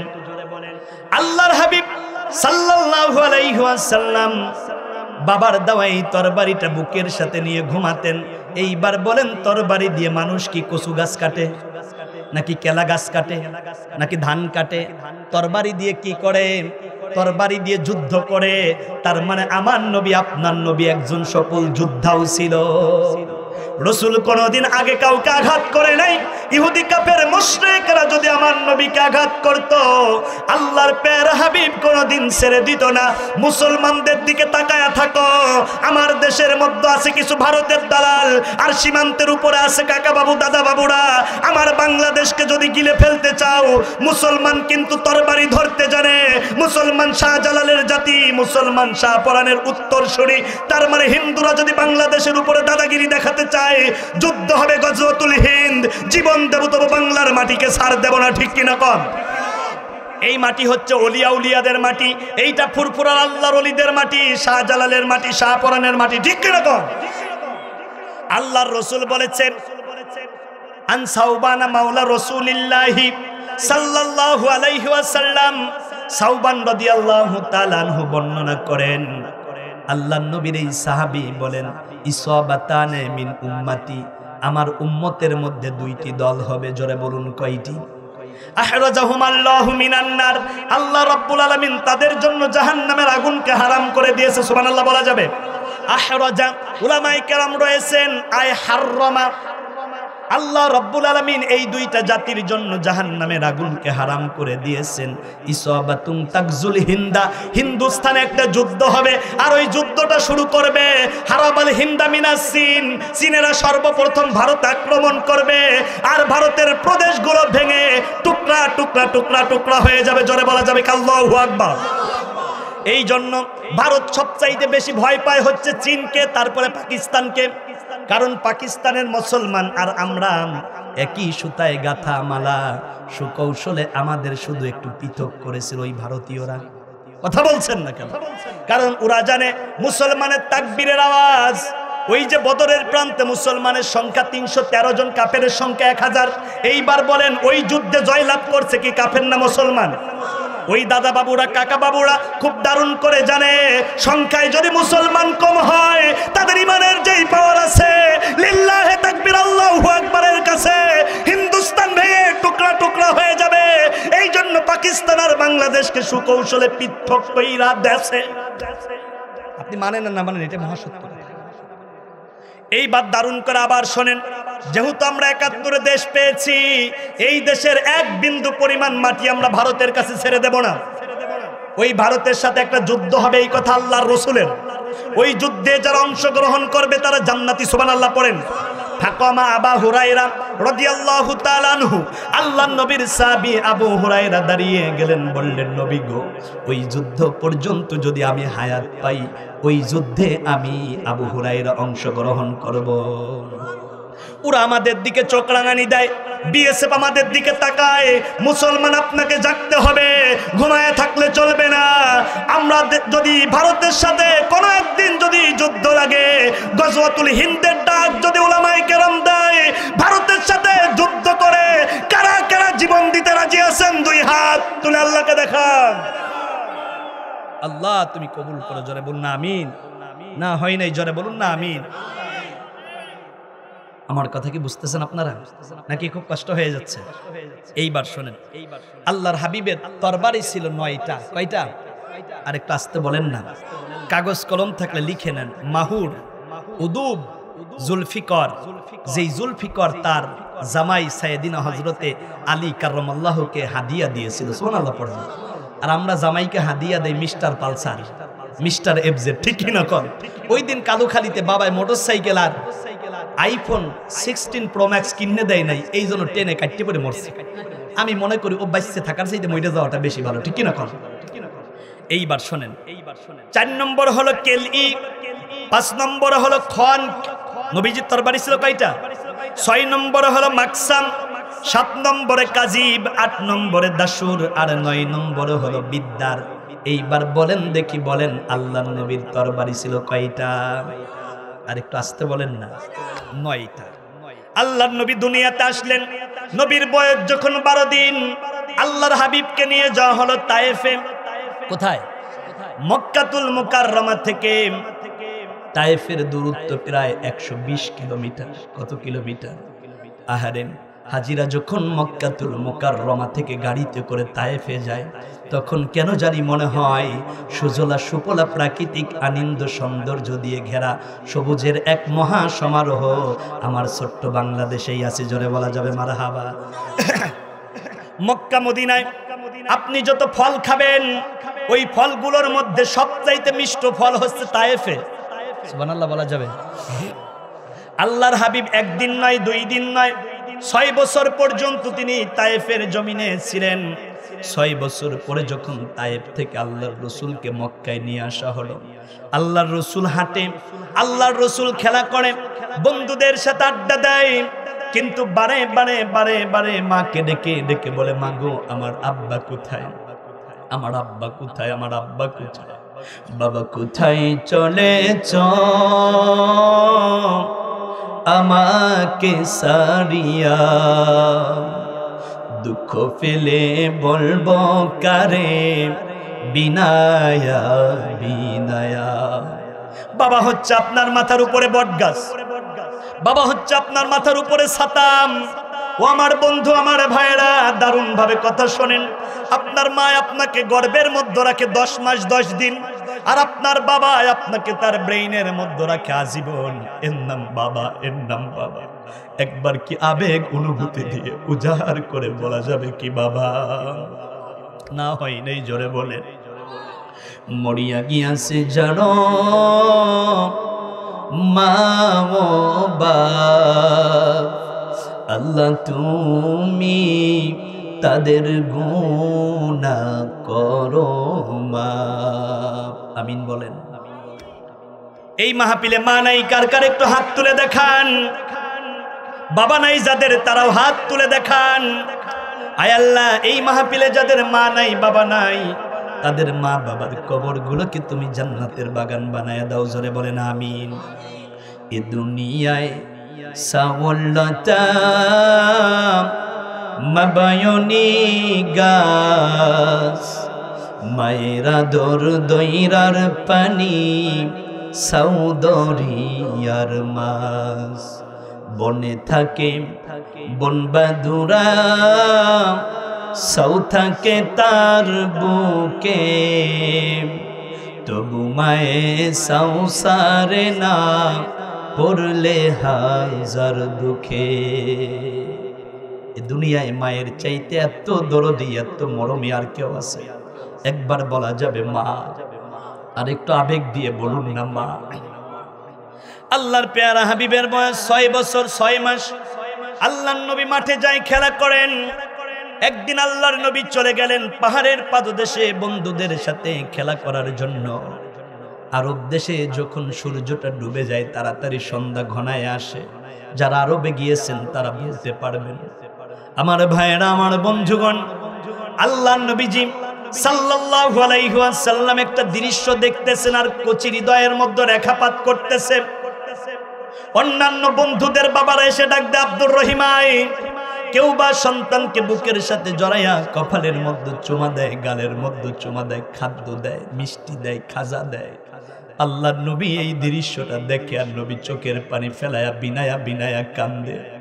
আমার বন্ধু, আমার ভাই, সব মানুষ এসে যখন তার সন্তানদেরকে ডেকে ডেকে বাড়িতে নিয়ে যায়, আল্লাহর নবী আজকে বায়না ধরছে, আজকে যদি আমার আব্বা না আসে আমি বাড়িতে যাব না। একজন ইহুদি ডেকে ডেকে বলে, কে গো তুমি কে? তোমাকে তো এর আগে কোনোদিন দেখি নাই, তবে তোমার চেহারাটা দেখলে বড্ড বেশি মায়া হয়। আল্লাহ নবীদের 2টা গুণ দিয়েছিলেন, এক হচ্ছে সুন্দর চেহারা, আর দ্বিতীয় হচ্ছে উত্তম আখলাক। ডাক দিয়ে বলল, কে গো তুমি? তোমাকে কোনোদিন দেখি নাই, তোমার চেহারাটা দেখে বড্ড মায়া হয়।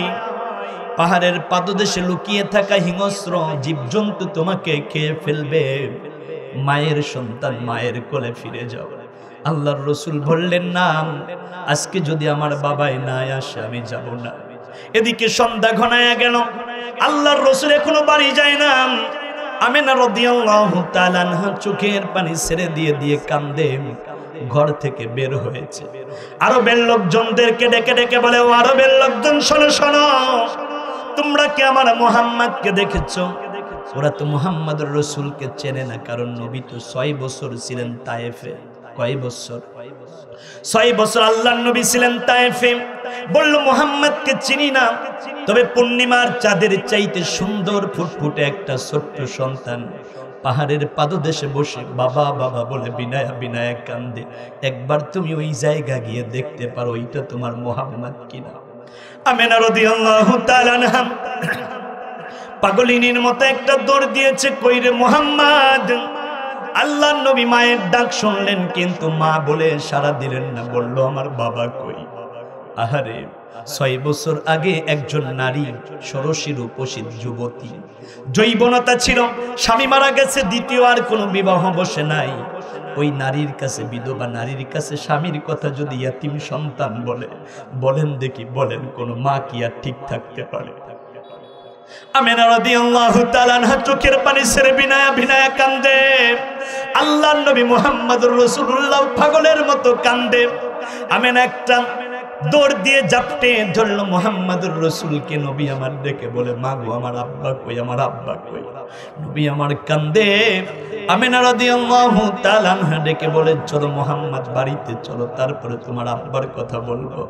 বাড়িতে এসে আমিনা ডাক দেন শ্বশুর আব্বাকে, আব্দুল মুত্তালিব, আপনার নাতি ভাইকে একটু সান্ত্বনা দেন। সে তার বাবার জন্য কান্দে। আহারে, ইয়াতিম নাতিটা বাবা বাবা বলে কান্দে। বিধবা পুত্রবধূ স্বামীর শোক একদিকে, অপরদিকে সন্তানের রোনাজারি আহাজারি। আর 6 বছর আগে বাবা সন্তানকে হারিয়েছে, কারণ বাবার কাঁধে সন্তানের লাশটা বড় শক্ত জিনিস, সবচাইতে কষ্টের জিনিস, ভারী জিনিস। এই জন্য তিনটা দৃশ্য পর দেখে আব্দুল মুত্তালিব চোখের পানি ছাড়ে আর কান্দে। কয়, আমিনা রে, তুমি মা হইয়া যদি আমার দাদু ভাইকে সান্ত্বনা দিতে না পারো, আমি বাবা, আমি দাদা হয়ে কেমন করে আমার দাদু ভাইরে সান্ত্বনা দেই সেই কথা বলি। আগামীকালকে উম্মে ঈমানকে সাথে করে চলে যাবে মদিনাতুল মুনাওয়ারায়। সেখানে গিয়ে আমার আব্দুল্লাহর কবর জিয়ারত করে আসবে, আমার দাদু ভাই মুহাম্মদকে তার বাবার কবর দেখায় আসবে। আহারে, নবীর সেই জীবনের দিকে আমি যদি যাই, অনেক লম্বা কথা, মূল কথার দিকে আমি যাচ্ছি। আপনারা আছেন তো? পিছনের ভাইরা আছেন? এইবার আসুন, আল্লাহর হাবিব সাল্লাল্লাহু আলাইহি ওয়াসাল্লাম নবুয়ত পেয়ে গেলেন। রাসূলের বয়স 47 বছর। 6 বছর থেকে চলে গেছি 47, মাঝখানে নাই 41। কত? 41।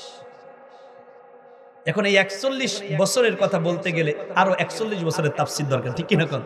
তার মানে আমি একেবারে চলে গেছি এই মুহূর্তে 47 বছরে। কত বছরে? 47 বছরে। মাঝখান থেকে কি করছি জানেন? ওই যে আগের যুগে ভিসিআর বা সিডিতে এরকম কি যেন ঘুরতো, এটা আপনার কি বলেন?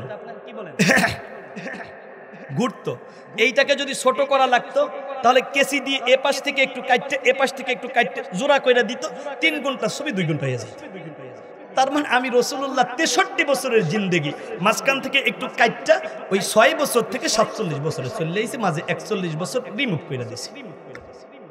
এই তো শুনতেছেন কথা? খুব হৃদয় স্পর্শিত একটি ঘটনার দিকে আমি যাচ্ছি। আল্লাহর রাসূলের বয়স 47 বছর। কত বছর? নবুয়াতের 7ম বছর। আল্লাহর রাসূল নবুয়াত পাইছে 40 বছরে। কত বছরে? 40 বছরে। আল্লাহর প্যারা হাবিবের বয়স 47 বছর। আল্লাহর নবীর দিনের দাওয়াতে কাফের মুশরিকরা যখন কালেমা পড়ে পড়ে মুসলমান হয়ে যায়, আবু জেহেল, আবু লাহাব, উতবা, শাইবা, আবু সুফিয়ান, ওলীদ ইবনে মুগিরা সহ মক্কার স্বনামধন্য কাফেরেরা আর সহ্য করতে পারে না। তাদের একটি সংসদ ভবন ছিল, নাম ছিল দারুন নদওয়া। নাম কি? দারুন নদওয়া। 49 জন মন্ত্রী নিয়ে, কতজন মন্ত্রী? 49 জন মন্ত্রী নিয়ে তড়ি ঘড়ি করে তারা একটা সিদ্ধান্ত নিয়েছে। আল্লাহ রাব্বুল আলামিন সেই কথাগুলো সূরা আনফালের 30 নম্বর আয়াতের মধ্যে জানিয়ে দিলেন। পড়ুন, আউযু বিল্লাহি মিনাশ শাইতানির রাজিম। জবান কে দিয়েছে? বিতাড়িত অভিশপ্ত শয়তানের ওয়াসওয়াসা থেকে আল্লাহর আশ্রয় চাই। আমাদের আশ্রয়দাতা কে? মুসলমানের আশ্রয়দাতা কি কোনো কাকা বাবু, দাদা বাবু, নাকি আল্লাহ? একটা আওয়াজ দিয়ে বলেন, মুসলমানদের আশ্রয়দাতা কে? বিসমিল্লাহির রহমানির রহিম।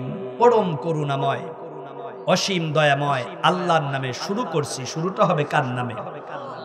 সাহায্য চাইবো আল্লাহর কাছে, শুরু করব কার নামে? আল্লাহর নামে। কোন কাজ শুরু করার আগে পড়বো বিসমিল্লাহ। পড়বো কি? বিসমিল্লাহ, বলো বিসমিল্লাহ। দুই হাতে করি কাজ, মুখে বলি আল্লাহ। কি মুখে কি বলবেন?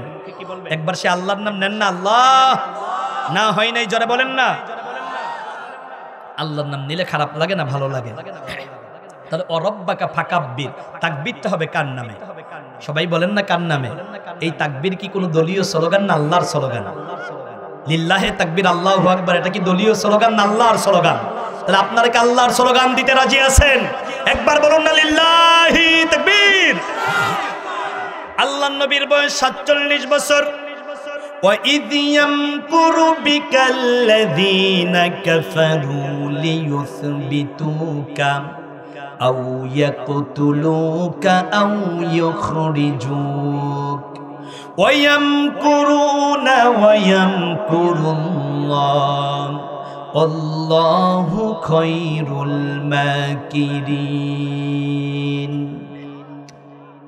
আল্লাহু আকবার। আমানতু বিল্লাহ। দারুণ দোয়া।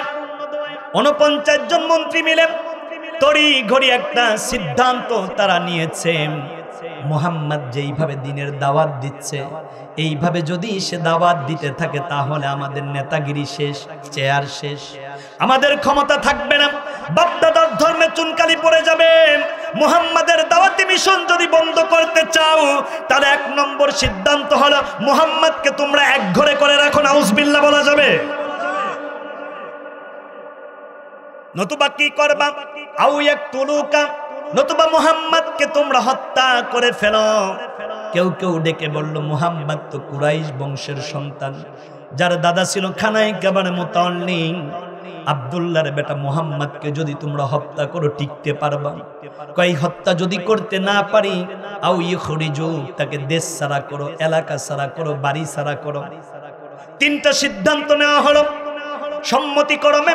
চূড়ান্ত সিদ্ধান্ত হলো প্রথম বছরে তাকে জেলখানার মধ্যে ভরে এক ঘরে করে রাখো। সমাজ থেকে তাকে একটু ডিভাইড করে দাও, সমাজ থেকে একটু আলাদা করে রাখো। তাকে মানসিকভাবে যদি কষ্ট দেওয়া যায়, সামাজিকভাবে যদি কষ্ট দেওয়া যায়, তাহলে সে হয়তো তার দ্বীনের পথ থেকে ফিরে আসবে। কিন্তু একবার যারা কালেমা পড়ে মুসলমান হয়ে যায়, জীবন দেয় কিন্তু বাতিলের কাছে কোনোদিন ঈমান দেয় না। ঠিক কিনা কন? বাতিল সে দবনে ওয়ালে, বাতিল সে দবনে ওয়ালে। আমার ভাইয়েরা, আমার বন্ধুগণ, দারুণ ভাবে কথা শোনেন, চমৎকার ভাবে কথাগুলো আজকে শুনে নিয়ে যান। যারা কালেমা পড়ে ঈমান গ্রহণ করেছে তারা রামবামদের রক্ত চক্ষু দেখে ভয় পায় না, জীবন দিয়ে দেয়, কোনোদিন ঈমান দিয়ে দেয় না। আমরা জীবন দেব কিন্তু ঈমান বিক্রি করব না। আল্লাহর রাসূলকে প্রথম বছর তারা জেলের মধ্যে রাখলো এক ঘরে করে। তৎকালীন সময়ে মক্কায় 10টা জেলখানা ছিল। কেন্দ্রীয় কারাগারের নাম ছিল শিয়াবে আবি তলিব। 53 জন সাহাবা সাহাবিয়া সহ কতজন? এই 53 জনের মধ্যে 11 জন ছিল নারী এবং শিশু। খাদিজা রাদিয়াল্লাহু তাআলা আনহা ছিলেন। আহারে জলিলে কদর সাহাবীরা ছিলেন। আল্লাহর প্যারা হাবিব, বিশ্ব মানবতার মহান বন্ধু সাল্লাল্লাহু আলাইহি ওয়াসাল্লাম সহ 53 জন সাহাবা সাহাবিয়াকে প্রথম বছর জেলখানার মধ্যে রাখা হলো, এক ঘরে করে রাখা হলো। আল্লাহর নবীর সাথে দেখা করতে পর্যন্ত দেয় না। কেউ যদি জেল গেটে দেখা করতে যায় তার নামেও মামলা দিয়ে দেয়। ছিল কিনা? কথা বুঝলে ভালো, না বুঝলে কিছু করার নাই। আমার বন্ধুগণ, আমার ভাইয়েরা, দ্বিতীয় বছর তারা আল্লাহর রাসূলকে এমন ভাবে কষ্ট দেওয়া শুরু করে দিল, খাবার বন্ধ করে দিল, পানি বন্ধ করে দিল। আহারে, কোন মানুষের বাড়ির বিদ্যুৎ লাইন, গ্যাসের লাইন বন্ধ কইরা দেওয়াটা সিলসিলায় আবু জাহেল্লা। ঠিক কিনা কন? এক নারী আর এক নারীর বাড়ির পানির লাইন বন্ধ কইরা দেয়। এই মনুষ্য কুলের নারী জাতির সবচাইতে নিকৃষ্ট ছিল লেডি ফিরাউন। ঠিক কিনা কন? ঠিক আছে আসতে বললেন যে কয় হুজুর আপনি যা বলছেন এর বুঝি নাই, না বুঝলে বেশি ভালো, আর বুঝলে মোটামুটি ভালো। শুনতেছেন কথা? আল্লাহর রাসূল সহ 53 জনকে জেলের মধ্যে রাখছিল কয় বছর? 3 বছর। কয় বছর? 3 বছর। নবুয়তের 7ম বছর থেকে 10ম বছর পর্যন্ত আল্লাহর হাবিবকে জেলের মধ্যে রেখেছিল এই আবু জেহেল। তার মানে নির্দোষ মানুষদেরকে অন্যায়ভাবে জেলের মধ্যে রাখা, ঘর ছাড়া করা, জুলুম করা, অত্যাচার করা, বাড়ি ছাড়া করা, এই কাজগুলো যারা করে তারা সবগুলো আবু জেহেলের নাতিপুতি। ঠিক কিনা কও? এইবার শোনেন, দ্বিতীয় বছরে আল্লাহর হাবিবের পানির লাইন বন্ধ করে দিল, খাবার লাইন বন্ধ করে দিল। বাচ্চারা কান্দে, মহিলাদের স্তনের মধ্যে দুধ নাই, নারীরা জিব্বাটা বের করে দেয়, ছোট্ট বাচ্চারা জিব্বা শুষে শুষে পানিও পায় না। কষ্ট কাঠিন্য হয়ে গেল। ছাগলের পায়খানার মতো শক্ত শক্ত পায়খানা, পায়খানার রাস্তা প্রসাবের রাস্তা দিয়ে ব্লিডিং শুরু হয়ে যায়। আল্লাহর নবী সাহাবীদেরকে ডাক দিয়া বললেন, সাহাবীরা রে, শিহাবে আবি তালিব জাবাল আবু কুবাইসের পাশেই জেলখানা এখনো আছে। আহারে, আমি যতবার মক্কায় মদিনায় গিয়েছি, মক্কায় যতদিন আমি থেকেছি, জাবালে আবু কুবাইসের পাশে শিহাবে আবু তালিব এই জেলখানার সামনে যতবার দাঁড়িয়েছে, আমার ভাইয়ান, আমার বন্ধুগণ, আল্লাহর প্যারা হাবিব জেলের মধ্যে 2 বছর 11 মাস 25 দিন। কত বছর? 2 বছর 11 মাস 25 দিন। এইবার বলেন 3 বছর হইতে বাকি কয় দিন? 5 দিন। এই 5 দিন আগে আবার আবু জেহেল তার মন্ত্রী পরিষদ নিয়ে আবার একটা সিদ্ধান্ত নিয়েছে। আহারে, মুহাম্মদ সহ 53 জনকে জেলের মধ্যে ভরে রেখেছি, এখন দেখি মুহাম্মাদের জনপ্রিয়তা আরো বেশি বেড়ে গেছে। তার মানে অন্যায় ভাবে নির্দোষ আলেমকে, বিশ্বনন্দিত মুফাসসিরে কুরআনকে অন্যায় ভাবে ভালো মানুষদেরকে জেলের মধ্যে ভরলে ওই মানুষদের জনপ্রিয়তা জেলের বাহিরে 10 গুণ নয় 1000 গুণ বেশি বেড়ে যায়। ঠিক কিনা কও? জাতি দেখেছেন, জানাজা ঢাকায় বন্ধ করে দিয়েছ। আহারে, কাদা হয়ে গিয়েছে বৃষ্টিতে পানি, লক্ষ লক্ষ মানুষ আল্লাহর ওলি কোরআনের পাখির জানাজায় সমবেত হয়েছে। ন্যূনতম জাতি 100 বছর আল্লামা সাঈদীকে শ্রদ্ধার সাথে স্মরণ করবেন, যেই ডাক্তারের তত্ত্বাবধানে ইনজেকশন পুশ করে, বিষাক্ত ইনজেকশন পুশ করে আমাদের কলিজার টুকরা সাঈদীকে অন্যায়ভাবে হত্যা করা হয়েছে। জাতি এটার বিচার চাই। ঠিক কিনা কম? যেই ডাক্তারের তত্ত্বাবধানে আল্লামা সাঈদীকে হত্যা করা হয়েছে, তাকে গ্রেফতার করে রিমান্ড দিয়ে জানতে হবে কলিজার টুকরা সাঈদীকে কিভাবে হত্যা করা হয়েছে। অন্তর্বর্তীকালীন সরকারের কাছে জোর দাবি জানাচ্ছি, 1 মাসের মধ্যে দোষীদেরকে ধরুন, সর্বোচ্চ শাস্তির আওতায় আনুন, জাতির সামনে ফাঁসি দিয়ে আল্লাহর কোরআনের আইন জাতির সামনে বাস্তবায়ন করুন। জাতি আপনাদেরকে স্যালুয়েট দেবে, কারণ জাতি সব সময় জুলুমের বিপক্ষে, হকের পক্ষে। ঠিক কিনা কও? এইবার শোনেন আমার ভাইয়েরা, তড়িঘড়ি আবার একটা চূড়ান্ত সিদ্ধান্ত হয়ে গেল।